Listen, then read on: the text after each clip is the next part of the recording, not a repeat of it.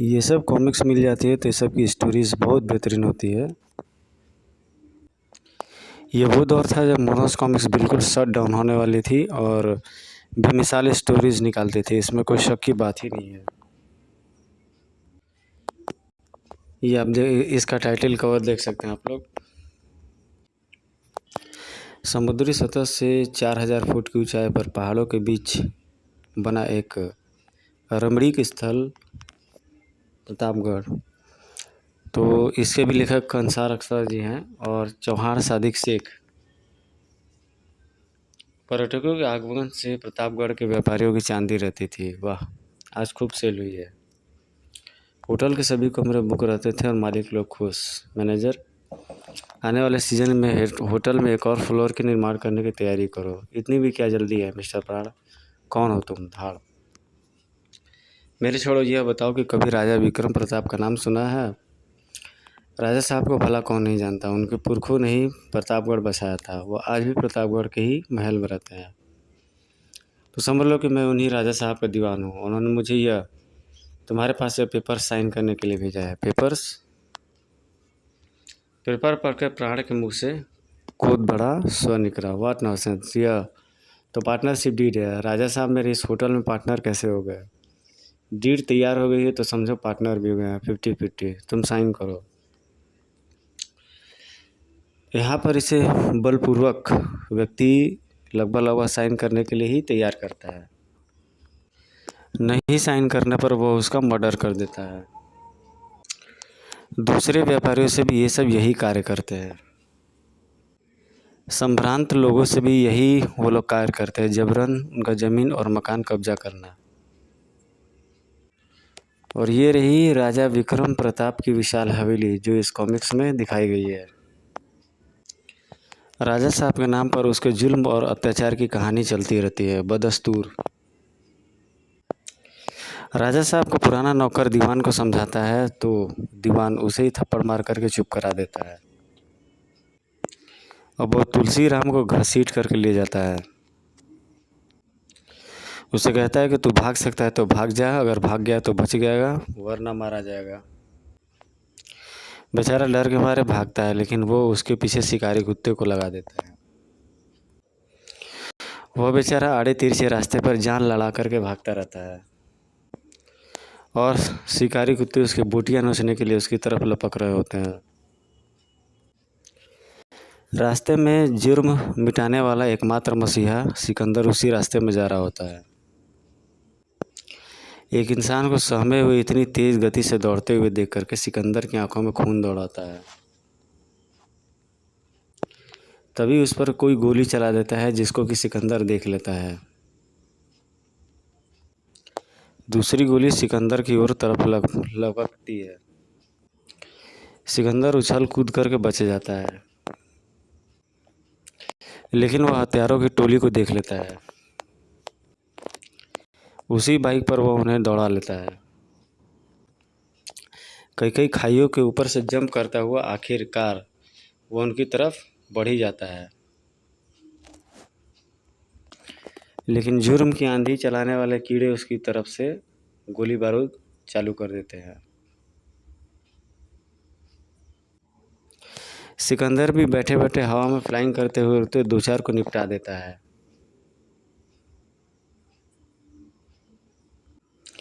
गुआ को हड़का फड़का के वह जिंदा छोड़ देता है।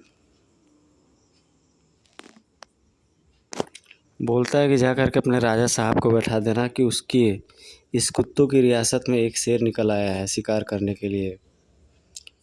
इधर दीवान की आंखों में शोले बरसते रहते हैं यह समाचार सुन करके कि उसके कुत्तों का क्या असर हुआ है।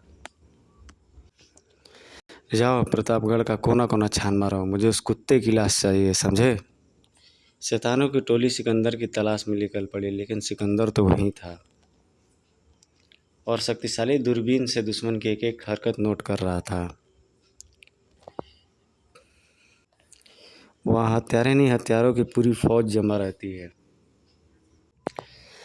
जंगल से दूरबीन पे छानबीन करने के बाद वो निकल जाता है और उस इलाके में शाम को जा कर के एक रेस्टोरेंट में पूछताछ करता है उस किले के बारे में।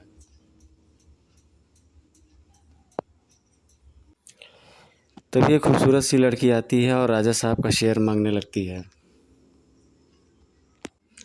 सिकंदर उससे कुछ मजाक करता है। जवाब में वह रिवॉल्वर तान करके सिकंदर को ही धमकी देने लगती है। पैसे लेकर के वहाँ पर तनतनाते हुए वो चली जाती है।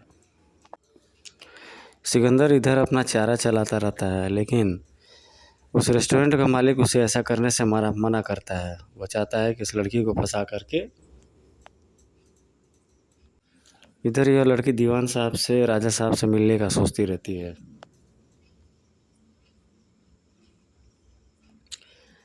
तभी उसके घोड़े पर जंप करके सिकंदर उसे ले करके ज़मीन पर आ गिरता है। और यही वो क्षण रहता है जब वो सिकंदर की तरफ रिवॉल्वर तान करके खड़े हो जाते हैं, मगर सिकंदर तो जैसे कि छलावा रहता है।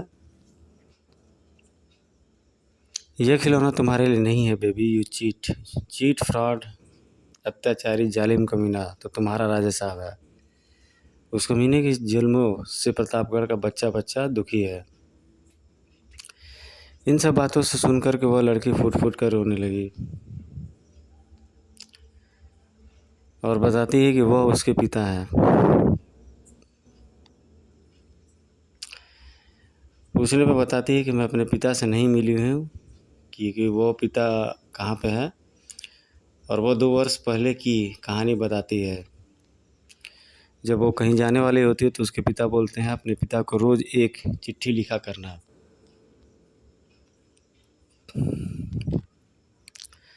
और रोज़ उन्हें विदेश से वह चिट्ठी भी लिखती है। जबकि विदा करते वक्त उसकी आंखों में ममता के आंसू थे।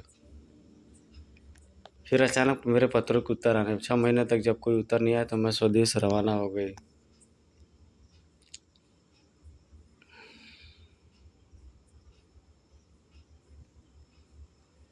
तभी वह अपनी एक सहेली से मिलती है। जब वह विदेश पहुंचती है तो वो बताती है कि हाँ, तेरे पिता ने मेरे पति को मार डाला, मुझे विधवा बना डाला। सरला नाम रहता है उस युवती का। हाँ, राजा साहब शैतान बन गया। प्रतापगढ़ में उन्हें आतंक का बोलबाला है। सरला की बात की सच्चाई जानने के लिए जब मैं हवेली पहुंचा तो वहाँ पर कुछ अजनबी बदमाशों को देखा। राजा साहब किसी से नहीं मिलते। लड़की, मुझे जो काम है बताओ, तुम कौन हो? मैं राजा साहब का सेवक हूँ, उनके इशारे पर गुलाम। तो यहाँ पर वह उस लड़की को बरगला देता है और नौकरी की तलाश का बहाना बनाती है, और वह उसके गैंग में शामिल होकर के आपराधिक कार्य करने लगती है। तो यहाँ पर उसकी बातचीत ख़त्म होती है। सिकंदर उसे आश्वस्त करता है कि अब वो दोनों मिल करके इस अपराध के साम्राज्य को ख़त्म करेंगे, और हवेली तक पहुँचने के लिए गुप्त रास्ते की बात करता है। इधर रात के समय में युवती सिकंदर का इंतज़ार कर रही होती है। तभी पानी में हलचल मचने लगती है और सिकंदर अराइव्ड हो जाता है। इस लॉन को पार करके हम राजा बाबा के कमरे तक पहुंच जाएंगे। हवेली के सामने डेरा डाले हुए शैतानों को उस मुसीबत का आने का एहसास भी नहीं हुआ था। कुछ ही क्षणों में वे राजा साहब के कमरे के नीचे खड़े थे और पाइप के सहारे से ऊपर चढ़ती है वो लड़की, और राजा साहब के कमरे में जाकर के कूदती है। राजा साहब देख करके उसे कराह भरी आवाज़ में बोलते हैं। जब वो अपने पिता को तोहमत देती है तो राजा साहब चौंक देते हैं कि नहीं, मैं क्राइम किंग नहीं हूँ। लड़की अपने पिता को काफ़ी भला बुरा करती है और कोसती है, और ये राजा साहब बताते हैं कि एक कमज़ोर और लाचार व्यक्ति कभी किसी का बुरा नहीं कर सकता है। चादर हटा के वो दिखाता भी है। लड़की शॉक्ड हो जाती है कि ये इसके पितापन कैसे है। तभी राजा साहब अपनी पिछली घटनाओं को सुना रहे होते हैं कि वो कहीं पे जाते हैं, रात काफ़ी तूफ़ानी हो जाती है तो वो ठहरने के लिए बोलते हैं।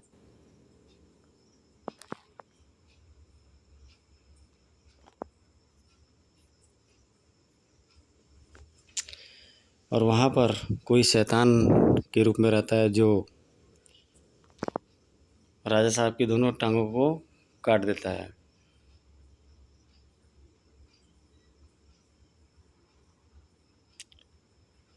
और वफादार नौकर तुलसी आता है, लेकिन वह उसे भी धमका फमका देता है।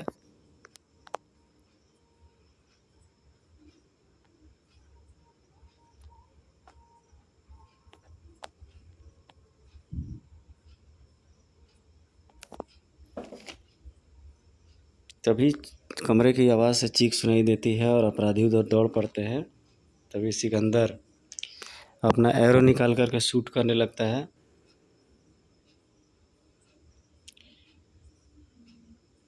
निहत्था समझकर शैतान उस पर दौड़ पड़े, लेकिन सिकंदर के पास कई प्रकार की टूल्स होते हैं। और यहाँ पर दीवान राजा साहब की लड़की पर आक्रमण करने वाला होता है। तभी पीछे से सिकंदर आ जाता है और धनुष से उसका गर्दन दबा देता है और सिकंदर लगभग उसे मार ही डालने वाला होता है।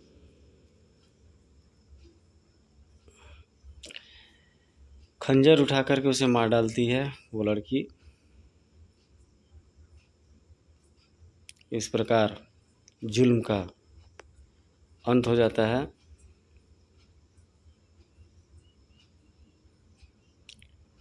और सिकंदर दोबारा से उस अपराध का समाप्ति कर अपने मिशन पर निकल जाता है।